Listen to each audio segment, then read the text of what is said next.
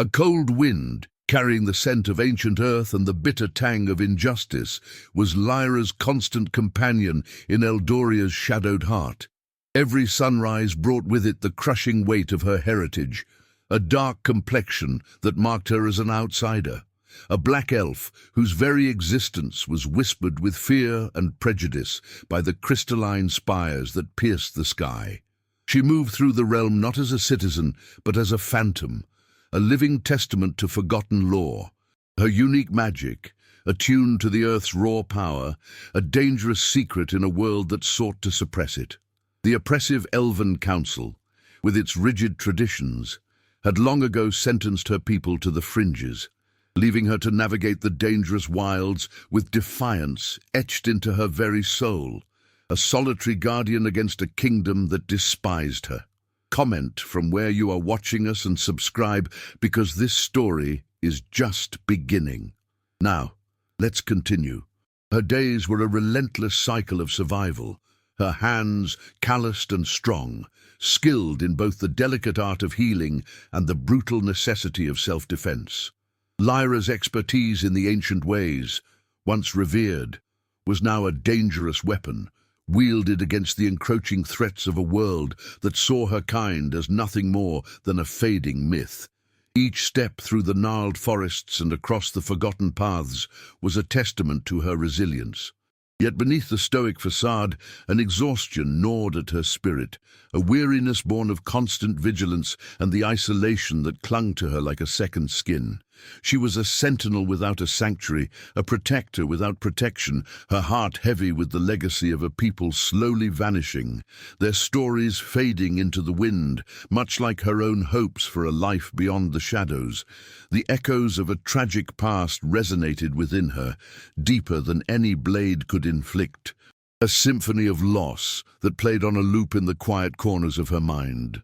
Lyra carried the weight of her people's diminishing legacy, a burden that fueled her fierce desire for justice, yet also cemented her fear of entrapment above all else.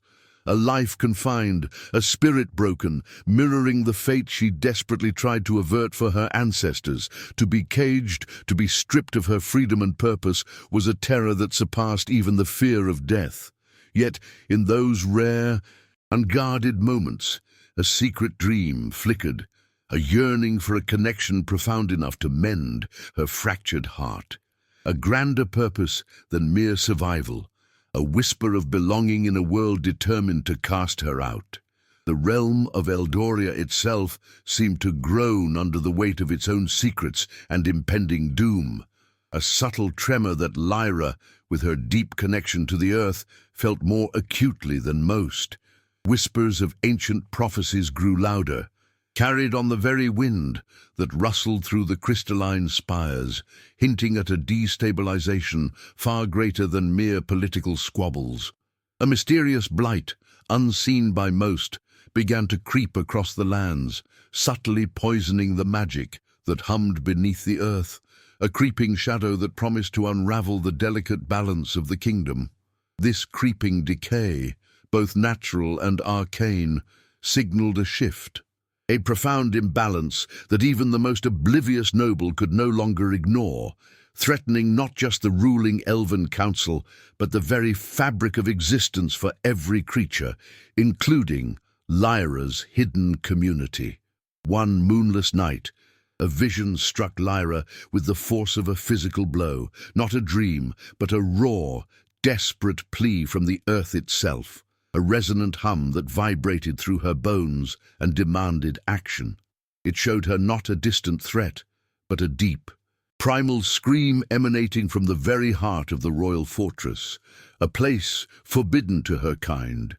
Driven by this inexplicable imperative, a desperate hope for a purpose grander than her own solitary defiance, she moved with a stealth born of necessity and ancient magic.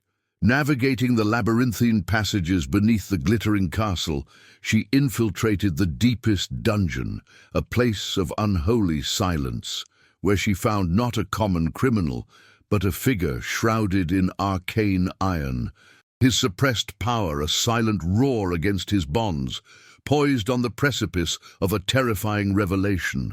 The weight of Lyra's heritage was not just a dark complexion, but a constant echo of a life brutally stripped away, a vibrant community silenced by the very hands that now ruled Eldoria. Her earliest memories were not of playful laughter, but of hushed goodbyes, the scent of burning herbs, and the chilling finality of exodus as her family, her clan, were driven from their ancestral lands. The crystalline spires, symbols of Elven pride, became towering monuments to their prejudice, each facet reflecting the scorn and fear directed at her kind. She remembered the coldness in their eyes, the way their whispers turned to daggers, carving out a space for her on the desolate fringes. This banishment was her first lesson in loss, a wound that festered, teaching her that warmth and belonging were fleeting illusions in a world determined to cast her into perpetual shadow, leaving her with only the ghost of what was. This deep-seated rejection became the bedrock of her emotional landscape, a constant gnawing pain far more insidious than any physical scar. The Elven Council's decree wasn't just a political act. It was a personal abandonment, a declaration that her very essence, her unique connection to the Earth's primal magic, was an abomination. She grew up internalizing their contempt, seeing herself through their distorted lens, forever an outsider, forever other. This pervasive disdain cemented a profound distrust of any authority, any system that claimed to offer protection, for she had only ever known their systems to deliver pain. The echoes of their judgment followed her even into the quiet solitude of the wilds, a constant reminder that her place was not among the privileged, but perpetually on the outside looking in, her heart a fortress against further hurt. Yet Lyra bore not only her own pain, but the crushing weight of her people's diminishing legacy, a sacred trust placed upon her young shoulders. She was the last true keeper of the ancient law, the one tasked with preserving stories whispered into the wind, rituals performed under the cloak of night, and the raw earth magic that pulsed through her veins. This immense responsibility overshadowed every personal desire, every fleeting thought of self-indulgence. Her life was no longer her own. It belonged to the ancestors, to the fading hope of revival, to the silent promise of justice for those who had been forgotten. The burden was a heavy cloak, denying her the luxury of dreams or the vulnerability of romantic fantasy. For every ounce of her spirit was dedicated to a cause far greater than her individual happiness. Beneath the stoic facade, a stark contradiction resided. Lyra, the fierce protector, was also Lyra, the desperately lonely soul. She craved the solace of connection, the warmth of understanding, yet her experiences had forged an impenetrable shield around her heart. To allow intimacy was to invite vulnerability, to risk the pain of further abandonment, a terror far greater than any physical threat. Her strength was not an absence of fear, but the mastery of it, channeling her deepest anxieties into unwavering resolve. She moved through the world as a lone wolf, not by choice, but by the cruel hand of circumstance, her spirit yearning for a pack yet fiercely guarding against the very possibility, convinced that any bond would only lead to inevitable heartbreak and compromise. While her waking hours were consumed by survival and duty, in the deepest, most guarded corners of her being, a secret dream flickered, a fragile ember against the bitter wind. It was not a dream of grand balls or whispered declarations of love, but a yearning for belonging, a place where her magic was celebrated, not feared, where her dark skin was seen as a mark of beauty, not a brand of shame. This desire was a dangerous distraction, a luxury she could not afford. For love, in her experience, was a weakness, a tether that could be exploited. The very notion of romance was an alien concept, a fairy tale for those unburdened by the crushing weight of a dying legacy, a frivolous pursuit that would only divert her from her solemn, solitary path. The idea of romance was not just a luxury, but a threat, a potent force capable of shattering the carefully constructed walls around her heart. Her past had taught her a brutal lesson. Love led to loss, connection led to vulnerability, and vulnerability led to entrapment. To open herself to another was to offer a weapon to her enemies, to risk her freedom, her purpose, and ultimately the last vestiges of her people's hope. She had witnessed firsthand how attachments could be used as leverage, how hearts could be broken to control minds. Lyra's fierce independence was not merely a personality trait, it was a survival mechanism, a desperate refusal to be caged, to be defined by another, to allow anyone the power to break her spirit as Eldoria had broken her people. But destiny, it seemed, cared little for Lyra's carefully erected defenses or her deeply ingrained fears. Just as the last echoes of her solitary defiance settled, a sudden, jarring presence filled the air, not of the forest, but of opulence and arcane power.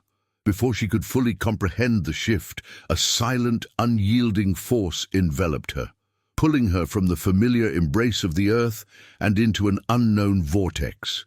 She felt the subtle shift of magic, the sudden chill of stone replacing the warmth of soil, and then a blinding flash. When her senses returned, she was no longer in the wilds, but within the gilded, suffocating confines of the royal fortress.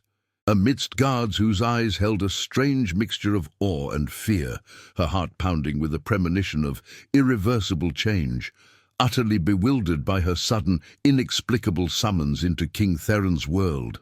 In this channel, I bring you the most epic and intense romance stories. Every week, a new world, a new impossible passion. His presence was a stark contrast to the rough stone of the dungeon, an elegant, formidable silhouette against the flickering torchlight. Even after his brutal imprisonment, King Theron exuded an undeniable authority, his form tall and imposing, shoulders broad beneath the tattered remnants of what must have been royal attire. His eyes, a piercing emerald green, held an ancient weariness, yet burned with an unyielding fire that spoke of burdens far heavier than any physical chain. Lyra, accustomed to the untamed wild, felt a strange, primal recognition in his gaze, a kindred spirit of raw power. Yet he was also the embodiment of the oppressive world she defied. His very being was a paradox, a beacon of refined strength marred by the recent captivity, leaving an indelible impression of dangerous nobility that resonated deep within her. Beneath the veneer of his regal composure, Lyra sensed the immense pressure that weighed upon him, a silent scream of responsibility for a kingdom on the brink. The ancient prophecies, whispered in hushed tones even among her people, spoke of Eldoria's impending doom, a creeping blight that poisoned the very ley lines Theron was bound to protect. His reign was a constant tightrope walk, every decision scrutinized by a council of elders steeped in tradition, every move a gamble against unseen enemies and the encroaching decay. He was a king besieged, not just by external threats, but by the relentless ticking clock of a collapsing world. His face a mask of weary determination, etched with the silent battles he fought daily to keep his fragile realm from succumbing to chaos. A burden Lyra instinctively understood, even if their worlds were diametrically opposed. Yet, what truly set him apart, what stirred a complex mix of fear and empathy within Lyra, was the profound, hidden fragility she sensed beneath his formidable exterior. The premise spoke of a primal force, a lycanthropic shift, and in his eyes, she glimpsed the shadow of that curse, a terrifying vulnerability meticulously concealed from his court, a secret that was both his immense power and his personal prison. He was not merely a king, but a man haunted by an inherited destiny, a solitary figure whose very existence was a constant battle against the wildness within. This internal struggle, this fear of succumbing to an untamed nature, mirrored her own fear of entrapment, creating an unexpected, dangerous connection that transcended their vast social chasm, hinting at a shared, profound loneliness. it became clear, with a chilling certainty that settled deep in Lyra's bones, why she had been drawn to this forbidden place, why her raw earth magic had responded to his plight. She was not just an outcast, but an essential component of his survival, the key to unlocking the arcane irons that bound him, a power designed to suppress his very essence. Her unique connection to Eldoria's primal energies, scorned by the Elven Council, was precisely what Theron desperately needed. She was the antithesis of the rigid traditions that imprisoned him, a force of nature capable of shattering the very constructs designed to control him. Without her, he was lost, a king trapped, his kingdom vulnerable, and his hidden curse a ticking time bomb waiting to explode, making her an unwilling yet vital participant in his desperate struggle for freedom and control. The shattering of his bonds had unleashed a torrent of power, a primal roar that had echoed through the dungeon, transforming him into a creature of myth, magnificent and terrifying in equal measure. Lyra had witnessed the raw, untamed force that pulsed beneath his skin, a stark testament to the secret he so meticulously guarded.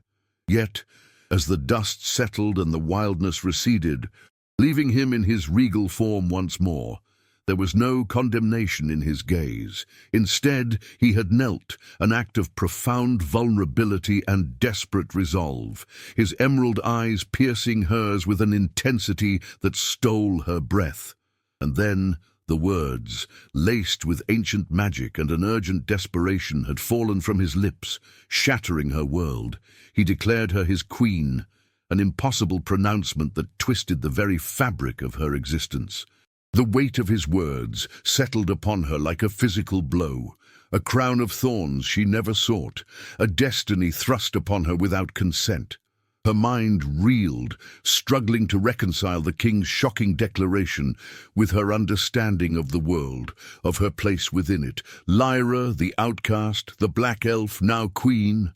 It was an absurdity, a cruel jest, yet the desperate sincerity in his eyes left no room for doubt. Before she could fully process the seismic shift in her fate, a flurry of hushed commands from Theron had reached her ears, ordering her immediate attendance in the royal chambers. A cold dread seeped into her heart. Her freedom, her very life, felt suddenly imperiled. She could only assume punishment awaited her, a grim consequence for her audacious act, utterly blind to the true, terrifying implications of his desperate, binding proposal. The opulent royal chambers, a stark contrast to the dungeon's cold embrace, felt less like a sanctuary and more like a gilded cage as Lyra was ushered inside. Silken tapestries depicting Eldoria's triumphs adorned walls of polished obsidian, and the air hung heavy with the scent of exotic incense, suffocating her with its richness. There, amidst the splendor, stood King Theron, no longer shackled, but radiating an authority that was both imposing and deeply unsettling. His emerald eyes, now free from the shadowed weariness of captivity, pierced her with an unwavering intensity, holding a dangerous glint that spoke of power reclaimed, and a will as unyielding as the crystalline spires themselves. Lyra met his gaze with her own defiance, her heart a drum against her ribs, refusing to bow to the very symbol of her oppression, even as a strange, undeniable current sparked between them. Theron moved with a predatory grace, each step a declaration of his kingship, closing the distance between them, until Lyra could feel the subtle warmth radiating from his form. "You saved me, Black Elf," he stated, his voice a low rumble that resonated through the lavish room, a sound of both command and a hint of something deeper, unsaid. His words, though acknowledging her act, held an undercurrent of possessiveness, a subtle claim that grated against her fiercely independent spirit. Lyra's jaw tightened, her hands instinctively clenching, resisting the urge to recoil from his proximity, from the sheer force of his presence.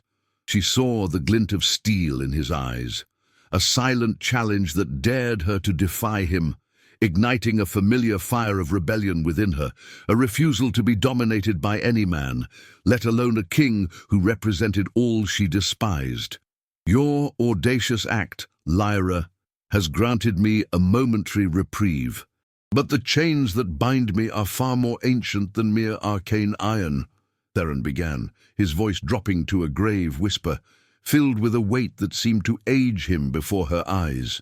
He spoke of the lycanthropic curse, a primal force inherited through his bloodline, a legacy that was both his immense power and his personal torment.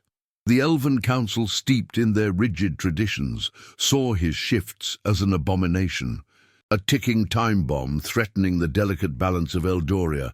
He revealed the constant pressure to maintain his facade, the whispers of ancient prophecies foretelling a destabilization that only a true, untainted ruler could prevent, a burden Lyra recognized as the crushing weight of an inherited, inescapable destiny.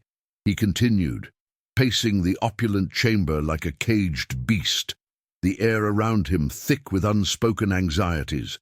The blight, he explained, was worsening, poisoning the very ley lines that sustained Eldoria's magic, and the council grew restless, demanding stability, an heir, a queen to solidify his rule and present a united front against the encroaching chaos.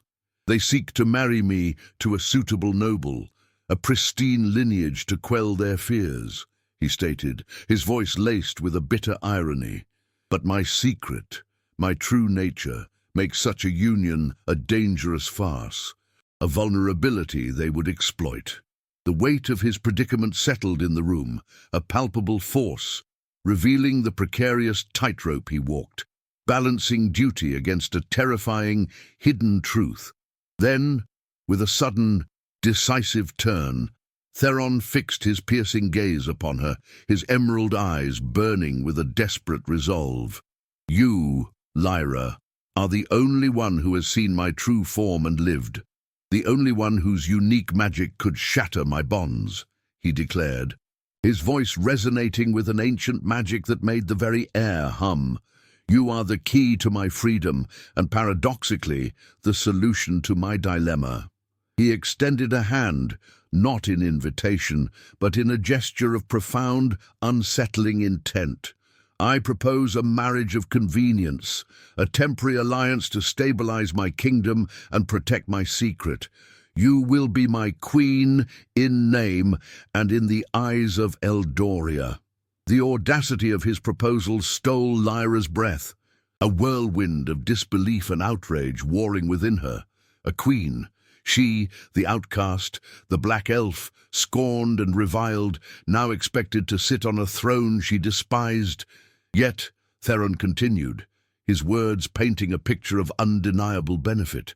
In return for your cooperation, I offer you protection from the Council's prejudice, a platform to advocate for your people, and the resources to restore what was lost to them, he promised, his voice a silken lure. Your magic will be celebrated, not feared, and your heritage, once a mark of shame, will become a symbol of strength within my court. This alliance changes everything for you, for your people. Lyra's mind reeled, caught between the terrifying prospect of entrapment and the tantalizing glimmer of justice for her forgotten ancestors. This was the very cage she had fiercely guarded against. Yet it offered a key to unlock the oppression that had defined her people for generations. Her heart hammered with a desperate conflict, her fierce independence clashing with the profound weight of her duty. Could she truly sacrifice her freedom, her very identity, for a chance at redemption for those she was sworn to protect? The air crackled with the unspoken tension of her internal battle, her gaze locked with his, seeking any hint of deception, any path to escape the impossible choice laid before her.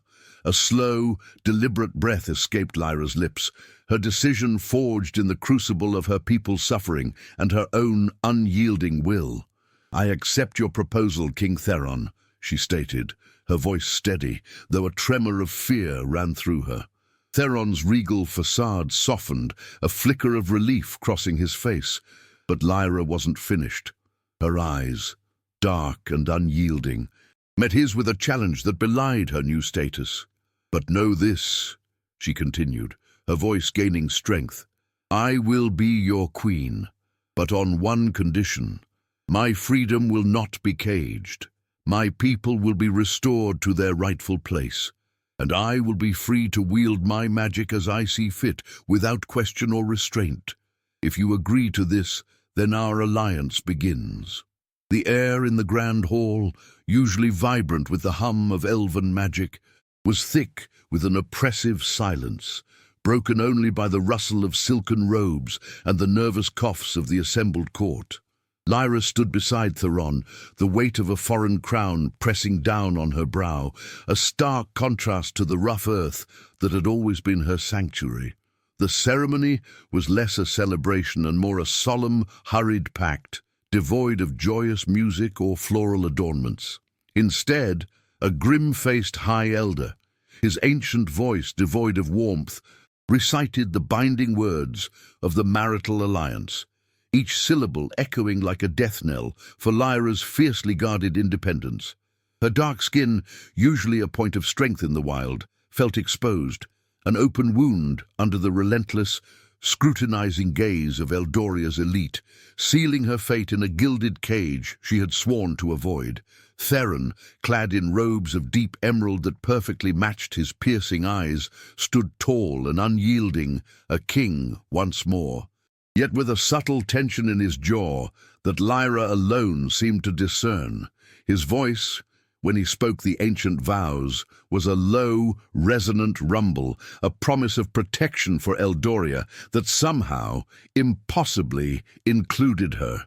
He spoke of duty, of an unbreakable pact, forged not just between two individuals, but between two destinies, intertwining their paths for the sake of a teetering kingdom. The words, though formal and steeped in tradition, carried an undeniable undercurrent of personal desperation, a silent plea for stability in a world on the brink. Lyra felt the magnetic pull of his presence, a dangerous recognition of shared burdens that threatened to unravel her carefully constructed emotional barriers. Lyra's own responses to the High Elder's pronouncements were clipped, almost defiant, each, "I do," a silent battle against the screaming protest of her soul. She felt the heavy cloak of responsibility settle upon her shoulders, not just for herself, but for the fading hopes of her people, for the promise of their restoration that hung precariously on this impossible union. Her independence, once her most cherished possession, was now a bargaining chip, a sacrifice laid upon the altar of political necessity. A chill, deeper than the hall's stone, settled in her heart, a chilling premonition that this agreement, born of desperation, would inevitably demand more than just her name, more than just her presence at Theron's side. The reactions of the assembled nobility were a venomous current in the stifling air, a palpable wave of resentment and barely concealed outrage. Duchess Seraphina, a vision in shimmering silver, her face a mask of porcelain beauty, glared at Lyra with an undisguised hatred that promised future confrontations. Whispers, like venomous serpents, slithered through the ranks of the Elven Council, their ancient, prejudiced eyes dissecting Lyra's every move, every breath. They saw not a queen, but an abomination, an affront to their pure bloodlines, a dark stain on their pristine traditions. The social friction was a physical force, pressing down on Lyra, a clear reminder that this union was merely the beginning of a far more treacherous war. Even among the castle's retinue, the shock was palpable. Servants, usually discreet and impassive, cast furtive glances, their faces a mixture of awe and fear as they witnessed the Black Elf, the outcast, being crowned queen. This was an unprecedented upheaval, a seismic shift in Eldoria's rigid social strata, and Lyra felt the weight of countless unseen eyes upon her, each gaze a judgment, a question, a silent challenge. Yet, in the eyes of a few, a flicker of bewildered hope, perhaps even a nascent sense of belonging to a new, evolving community, offered a faint, fleeting solace in the storm of animosity that surrounded her. As the High Elder declared them bound, Theron turned, his hand reaching for hers, a gesture both ceremonial and profoundly intimate. His fingers, long and strong, closed around her own, and a jolt, sharp and unexpected, coursed through Lyra's entire being, a spark that ignited a dangerous heat beneath her skin. It was not gentle, nor was it forceful, but a connection that resonated with the primal earth magic within her, a silent acknowledgement of their shared, raw power. Her breath hitched, her eyes locking with his emerald gaze, and in that fleeting moment, the carefully constructed walls around her heart trembled, a terrifying realization dawning that this agreement was already veering wildly off course. Then came the ceremonial kiss, a public declaration of their forged union. Theron leaned in, his scent of ancient forests and raw power enveloping her, his eyes so close, betraying a flicker of something unreadable, something beyond mere duty. His lips, firm and warm, met hers, a brief, chaste contact designed for the court's consumption. Yet, within that brief press, Lyra felt an unexpected surge, a tremor that shook her to her core, a dangerous awareness of the man beneath the king. It was a kiss meant to be a political statement, but it became a whispered promise of an intimacy she had fiercely resisted, a physical manifestation that their agreement was spiraling into something far more personal and perilous. The kiss, though fleeting, left an indelible mark, a phantom warmth lingering on Lyra's lips, a silent echo of a connection she hadn't anticipated. Her mind reeled, the carefully constructed facade of indifference threatening to crack under the weight of this unexpected physical reaction. She had expected revulsion, perhaps cold detachment, but not this unsettling spark, this dangerous curiosity that threatened to unravel her resolve. Theron, ever the stoic king, straightened with practiced ease, his expression unreadable. Yet Lyra caught a fleeting tightening around his eyes, a subtle tension that betrayed his own surprise at the undeniable chemistry that had just flared between them, a silent acknowledgement of the volatile path they now walked. Later, in the suffocating opulence of the royal chambers, the reality of their union settled in with chilling finality. The room, vast and richly appointed, felt smaller, charged with the unspoken expectations of their new, forced proximity. Lyra stood by the window, gazing out at the crystalline spires, feeling more caged than ever, her heart a frantic drum against her ribs. Theron entered, the soft rustle of his night robes the only sound, his presence filling the space with an undeniable, potent energy. The agreement was sealed, the ceremony over, but the true test, the dangerous dance of two fiercely independent souls thrust into an intimate charade, had only just begun, promising a turbulent, unpredictable future within these gilded walls. He stopped a few paces behind her, the silence between them thick with unspoken tensions and the weight of their impossible pact. Lyra felt his gaze on her, a silent, penetrating force that stripped away her defenses, laying bare her vulnerabilities. He raised a hand, a hesitant, almost tender gesture, before letting it fall, the movement betraying an internal conflict as profound as her own. In that moment, a chilling certainty settled in Lyra's heart. This marriage, this alliance, was not merely a political maneuver. The touch, the kiss, the shared glances, they had already set an irreversible course, a dangerous intimacy that would inevitably consume them both, proving that their agreement would never remain simply an agreement. The morning sun, usually a welcome beacon in the wilds, felt like a spotlight in the royal chambers, exposing Lyra's every uncomfortable breath within the gilded cage. Each day brought a new labyrinth of expectations, elaborate meals where silverware felt alien in her calloused hands, formal discussions about arcane politics that grated against her earthy practicality, and endless parades of nobles whose polite smiles barely concealed their contempt. Theron, ever watchful, observed her from across the vast, polished tables, his emerald gaze a constant, unsettling presence.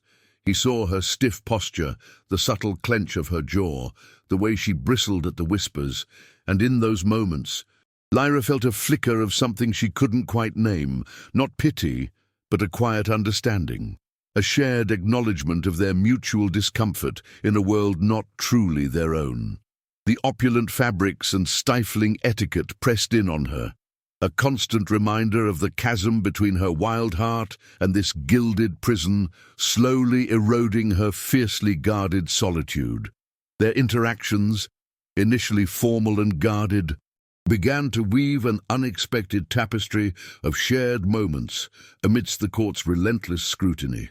One afternoon, while reviewing petitions, Theron found Lyra meticulously tending a small, defiant patch of herbs she'd coaxed to life in a forgotten corner of the royal gardens, a small rebellion against the castle's sterile grandeur.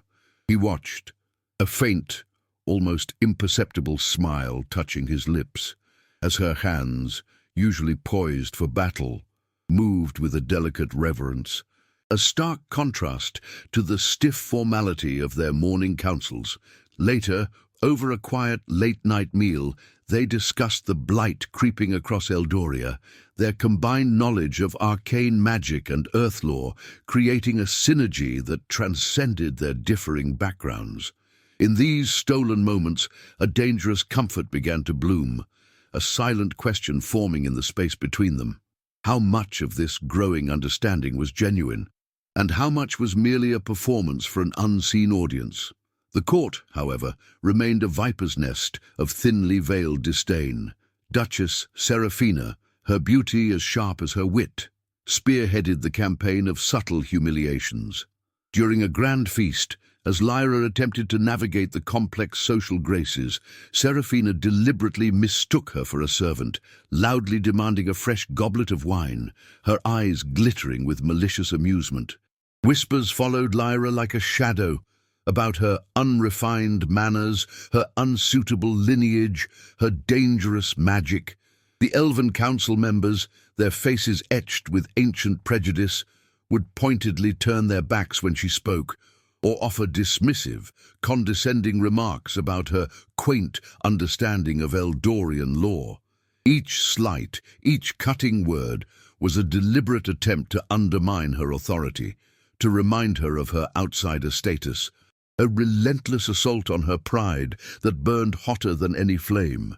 Each public slight was a fresh wound, tearing at the carefully constructed facade of indifference Lyra had cultivated over a lifetime of rejection.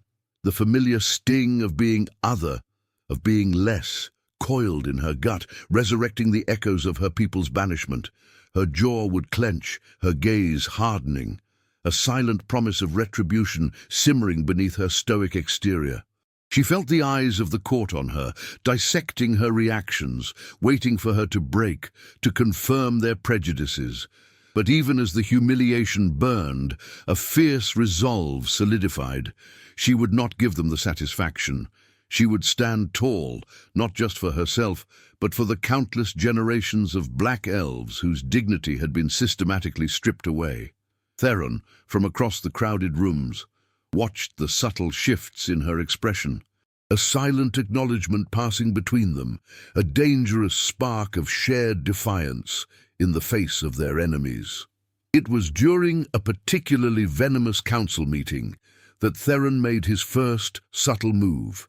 High Elder Valerius, a man whose voice dripped with condescension, was openly questioning Lyra's counsel on a matter of agricultural policy, dismissing her insights into the blight as wild folk superstition.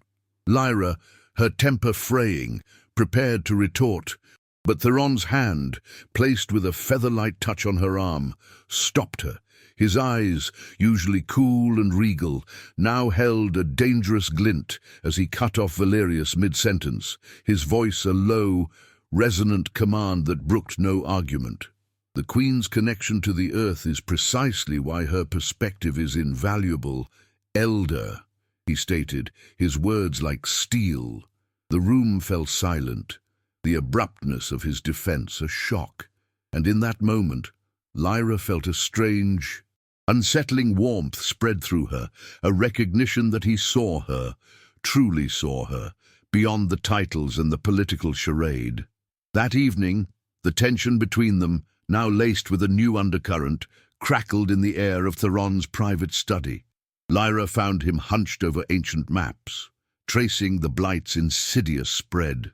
"You didn't have to do that," she murmured, her voice softer than usual. He looked up, his emerald eyes meeting hers, a faint, wry smile playing on his lips. "Perhaps I enjoyed watching Valerius squirm," he countered, a hint of genuine amusement in his tone. "Or perhaps," Lyra challenged, stepping closer, "you simply can't bear for anyone else to be the one giving orders around here." A low chuckle escaped him, a rare, unburdened sound that sent a shiver down her spine. "A king must protect his queen even from her own stubborn pride," he quipped. And in that shared moment of playful banter, a dangerous crack appeared in the wall of their political pretense, revealing a glimpse of genuine, unsettling connection. The respite was fleeting. The court, emboldened by their previous attempts and sensing a vulnerability in Theron's protective stance, escalated their attacks. During a public address meant to reassure the populace about the kingdom's stability, a minor noble, Lord Calen, openly questioned Lyra's fitness to rule, hinting at her questionable origins and suggesting her magic was not a gift, but a taint. The crowd, swayed by centuries of ingrained prejudice, murmured in agreement, their faces a sea of suspicion. Calen's words were a venomous barb, carefully crafted to incite fear and doubt, to paint Lyra as a dangerous, unworthy impostor. The humiliation was crushing, a public spectacle designed to tear down her dignity and challenge Theron's authority, proving that the silent war for acceptance was far from over, and indeed was growing more ferocious with each passing day. Lyra felt a cold fury ignite within her, ready to unleash a torrent of righteous anger, but Theron moved with the swift, predatory grace of his true nature. He stepped forward, placing himself squarely between Lyra and the sneering Lord Calen, his form radiating an aura of barely contained power, his voice, usually measured, now cracked like thunder, echoing through the vast hall, silencing the murmuring crowd instantly. "Lord Calen," he began, his emerald eyes blazing with a dangerous fire, "you question the Queen's lineage. Know this, her lineage is as ancient as the earth itself, her magic a pure force that binds this kingdom. To question her is to question my judgment, and to question my judgment is to invite my wrath." He paused, his gaze sweeping over the assembled nobles, daring anyone to defy him. "Lyra is queen, and she commands the same respect, the same loyalty as I do. Let there be no doubt." The force of his words, the unwavering conviction in his eyes, silenced all dissent. And in that moment, Lyra saw not just a king, but a protector, a formidable ally whose fierce loyalty sent a dizzying wave through her. Theron's public defense, a display of raw power and unwavering loyalty, resonated deep within Lyra, shaking the very foundations of her carefully constructed emotional fortress.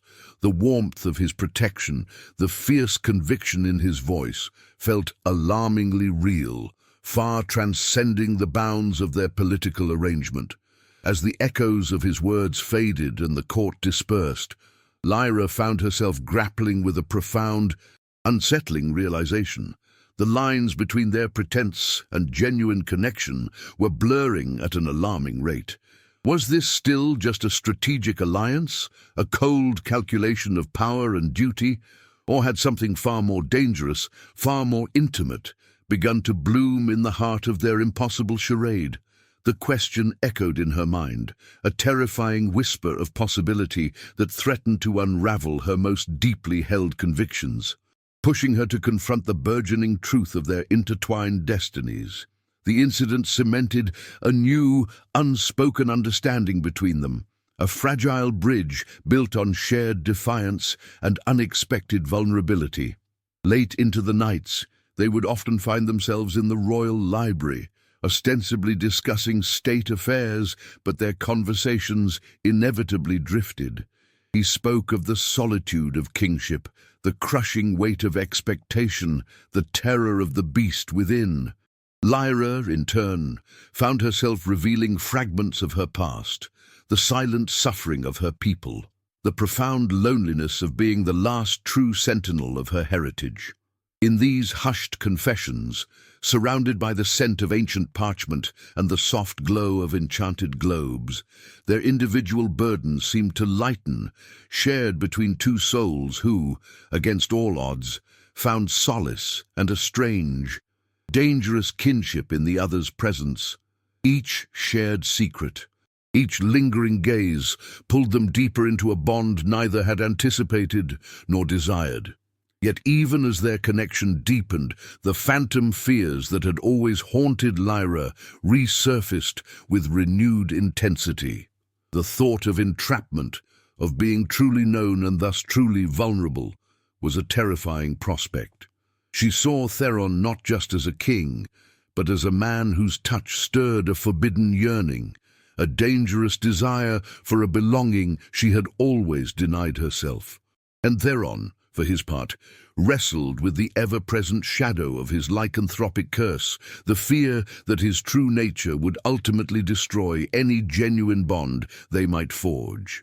Their growing intimacy, born of necessity and survival, now felt like a perilous tightrope walk over an abyss, each step bringing them closer to a precipice where their personal fears and the kingdom's fate converged, threatening to expose the raw, untamed heart of their impossible union. Just as Lyra began to reconcile with the terrifying implications of their burgeoning connection, a new storm gathered on Eldoria's horizon, threatening to shatter their fragile peace. The Elven Council, emboldened by the king's apparent stability but still distrustful of Lyra, delivered an ultimatum, a grand ceremonial feast steeped in ancient traditions, where the queen would be formally presented to all the allied kingdoms, and more critically, where the matter of an heir would be publicly addressed. This was no mere formality, it was a demand, a political maneuver designed to either solidify their union beyond doubt or expose its inherent weaknesses, pushing Lyra and Theron into a deeper, more dangerous public performance. The weight of this new expectation, the urgency for an heir, hung heavy in the air, a sword of Damocles over their heads, threatening to unravel the delicate tapestry of their evolving relationship and plunge them into an even greater, more public charade. The royal chambers, once a sanctuary of shared secrets, now felt like a battleground, charged with the unyielding force of Theron's new demand and Lyra's fierce resistance. The king stood before her, his emerald eyes burning with an intensity she had come to recognize as desperation, while Lyra, her back to the ornate window, felt the cold press of the glass mirroring the chill in her heart. "An heir, Lyra, you cannot be serious," she stated, her voice tight with barely suppressed fury, the very word a brand of imprisonment. Her hands clenched, resisting the urge to lash out, to shatter the delicate vases that adorned the room. This was the ultimate betrayal of their agreement, a demand that struck at the very core of her being, threatening to consume her identity and bind her forever to a life she had fiercely fought to avoid, a life defined by another's legacy, not her own. The air crackled with their unspoken accusations, each breath a testament to the chasm widening between them. Theron, his jaw tight, ran a hand through his dark hair, the gesture betraying a rare vulnerability beneath his regal facade. "The council's decree is absolute, Lyra. The blight, This creeping decay that poisons our lands is accelerating.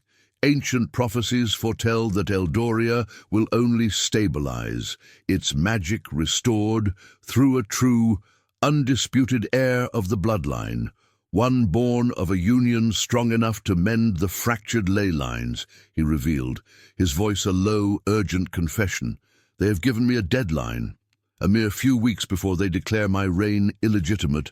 Before they attempt to force a union with a noble they deem suitable, one who would inevitably expose my true nature and plunge Eldoria into ruin. This feast is not merely a presentation. It's a public declaration of succession, a desperate gamble for our survival. Lyra's breath hitched, the full weight of his revelation pressing down on her, suffocating her with its implications.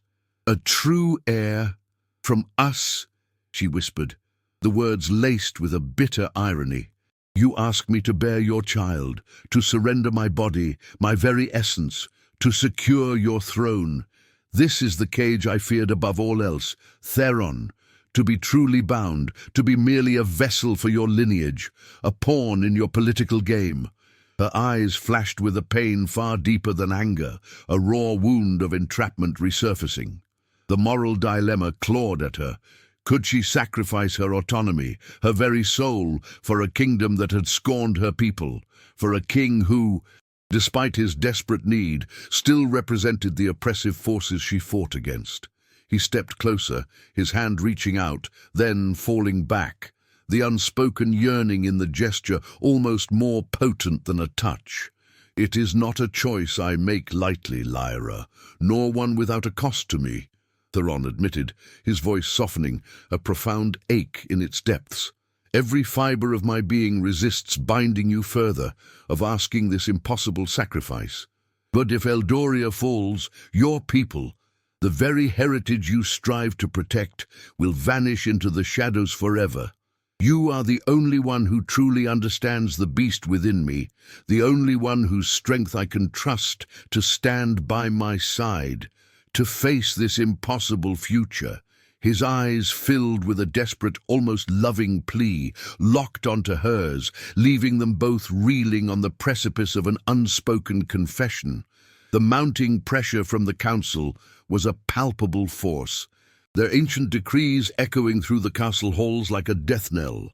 Messengers arrived daily, bearing missives demanding confirmation of the heir, their impatience a sharp counterpoint to the creeping blight that continued to plague the outlying villages, demanding a swift and decisive resolution. The very air seemed to thicken with unspoken questions, with the weight of an entire kingdom's fate resting on their shoulders. Theron, his face etched with weary determination, knew they could no longer delay. They had to make a choice, a public declaration at the upcoming feast, one that would either solidify their precarious union or condemn Eldoria to civil war and magical collapse, forcing Lyra to confront the terrifying reality of their entwined destinies. The day of the grand ceremonial feast dawned, shrouding Eldoria in a deceptive calm. The great hall, usually bustling with vibrant life, now hummed with an almost reverent silence, every surface gleaming, every banner unfurled. Dignitaries from allied kingdoms, their faces a mixture of curiosity and anticipation, filled the opulent space, their hushed whispers weaving a tapestry of expectation. Lyra, adorned in robes of deep emerald that mirrored Theron's eyes, felt the weight of countless gazes, each one a silent question. As Theron led her to the dais, his hand a steady, reassuring presence at her back, the High Elder stepped forward, his ancient voice cutting through the expectant hush, poised to make the monumental announcement that would either save Eldoria or shatter their world forever. The High Elder's voice, ancient and resonant, sliced through the opulent hall, each word heavy with the weight of Eldoria's fate. He spoke of ancient prophecies, of the Blight's insidious advance, and the desperate need for stability, for an undisputed heir to mend the fractured ley lines and secure the kingdom's future. The assembled dignitaries leaned forward, their gazes shifting between Theron and Lyra, dissecting their every micro-expression. Lyra felt the suffocating pressure of their collective gaze, 1,000 judgments and expectations pressing down on her, demanding a performance that would either save them or expose their deepest vulnerabilities. Her heart hammered against her ribs, a frantic drumbeat against the silence, as the High Elder paused, his eyes sweeping across the anxious faces, preparing to deliver the decree that would forever alter their lives and the destiny of Eldoria, a decision that felt less like a choice and more like an inescapable current pulling them into the unknown. A collective gasp rippled through the hall as the High Elder's gaze finally settled on Theron, a silent command for the king to confirm the union and the promise of succession. But Theron, instead of adhering to the script, met the Elder's eyes with a defiance that mirrored Lyra's own untamed spirit. He tightened his grip on Lyra's hand, a silent anchor in the storm, and stepped forward, his voice, usually a measured rumble, now imbued with a raw, unyielding power that silenced all whispers. "Eldoria does indeed need an heir," he declared, his gaze sweeping over the astonished faces of the council and nobles. "But more than a mere lineage, it needs a true heart, a queen not chosen by tradition, but by destiny, by a bond forged in fire and truth." This was not the expected political rhetoric, but a profound, personal declaration, shattering the carefully constructed facade of their marriage of convenience. He turned to Lyra, his emerald eyes burning with an intensity that stripped away all pretense, revealing the raw, untamed heart beneath the king. "Lyra," he began, his voice dropping to a powerful whisper that nonetheless carried through the hushed hall, "you are not merely my queen by decree, but by every beat of my heart. You saw the beast within me, not with fear, but with understanding. You shattered my chains, not just of iron, but of solitude and self-doubt. My people have scorned your kind, and my council despises your origins. But I tell you now, before all of Eldoria, that my soul recognizes yours. You are my true mate, the only one destined to stand by my side, to share my burdens, and to heal this broken realm. I choose you, not for duty, but for love." A tremor of shock and outrage rippled through the court, but Theron stood unwavering, his declaration a defiant roar against centuries of prejudice. Lyra's breath hitched, the sheer audacity and raw sincerity of his confession stealing the air from her lungs. She had braced herself for a political statement, for a confirmation of their strategic alliance, but never for this. His words, "true mate," resonated deep within her, awakening an ancient truth she had fiercely suppressed, a primal recognition that vibrated through her very bones. The walls around her heart, meticulously built over a lifetime of pain and rejection, crumbled under the weight of his unwavering gaze, his defiant love. A tear, hot and unbidden, traced a path down her cheek, but it was not of sorrow, but of an overwhelming, terrifying joy. She met his eyes, her own dark gaze shining with a newfound vulnerability and fierce devotion. "And I," she whispered, her voice clear and strong, echoing his conviction, "I choose you, Theron, King of Eldoria. My heart, my magic, my destiny are entwined with yours, now and forever. Together, we will heal this kingdom." As her words hung in the air, a profound silence enveloped the hall, broken only by the rapid beat of Lyra's heart. Theron's face, etched with relief and an undeniable love, broke into a tender smile, and then he leaned in, his lips meeting hers in a kiss that was neither chaste nor merely ceremonial. It was a kiss of profound union, a declaration of souls entwined, sealing their commitment not just to Eldoria, but to each other, a potent magic that hummed through the very air, silencing all dissent. The court, stunned into submission, watched as the outcast Black Elf and the cursed king finally, truly, became one. In that moment, A fragile peace settled over the realm, the first whisper of a new dawn. The crystalline spires seemed to glow brighter. The earth's ancient song found its voice, and two hearts, once broken, now beat in perfect harmony. Their love, a beacon against the encroaching shadows, promised a future where prejudice bowed to passion and destiny embraced choice. This story ends, but there are many more waiting for you. The next week, an ancient prophecy of twin heirs will face something even more dangerous. The blight, once a creeping shadow, began to recede, its insidious grip loosening as Theron and Lyra, now truly united, poured their combined magic into the land.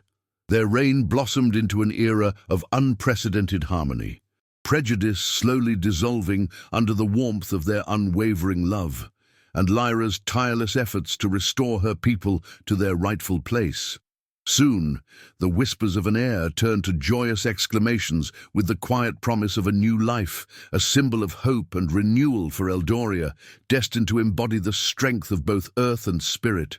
Their bond, once born of desperation, had transformed into an epic romance, proving that two souls, forged in the fires of adversity, were indeed made for each other, embarking on a honeymoon of discovery and shared dreams, their future stretching before them, radiant and boundless.